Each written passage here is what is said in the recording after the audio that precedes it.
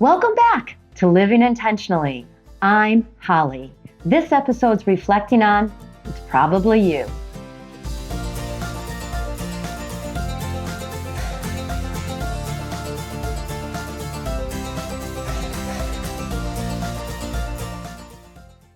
If you've been tuning in for a while, you know that I've been a classroom teacher for over 30 years. So I have a few stories and many things to reflect on from my time as an educator.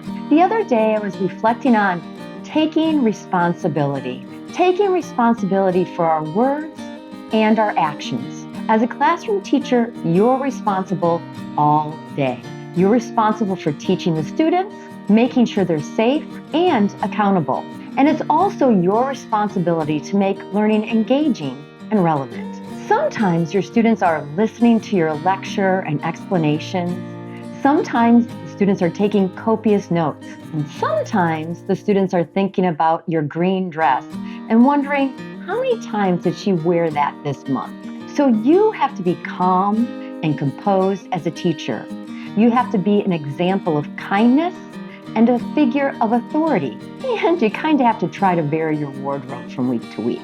It's a lot. I was thinking about the many amazing and dedicated teachers I've worked with over the years.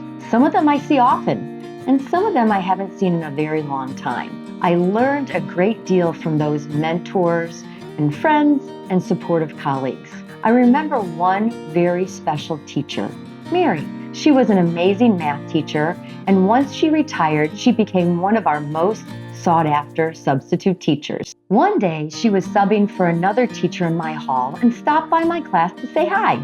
We got caught up, and then I told her that it's been a very difficult year. I told her that the students seem immature and were not picking up the material as quickly as students had in the past. I was looking for her advice and maybe a little sympathy. What Mary gave me was a dose of reality. She said, "It's probably you." "Excuse me?" I said. Mary went on to explain that all the students start the year needing guidance and directions and patience from all of their teachers. And as teachers, we give all that and more to our students. We support them and teach them and help them learn and grow. And then we send them on their way to the next grade. And the following year, new students arrive with all the same problems and questions that we fixed and answered the year before. Kind of like Groundhog's Day. So Mary went on to explain that you may feel that you fixed those behaviors and answered those questions.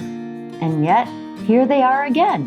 The same problems, the same questions.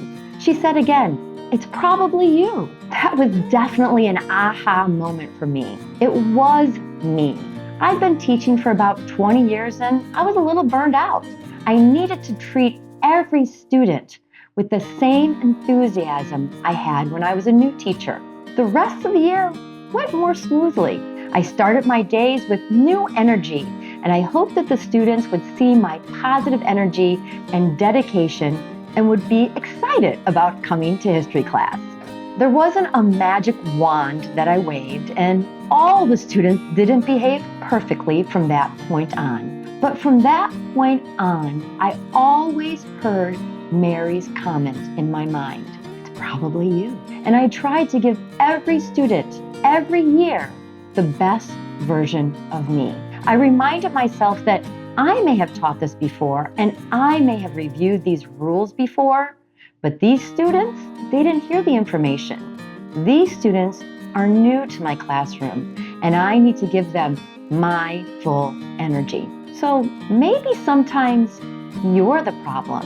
We need to evaluate our words and our actions. Don't be the problem.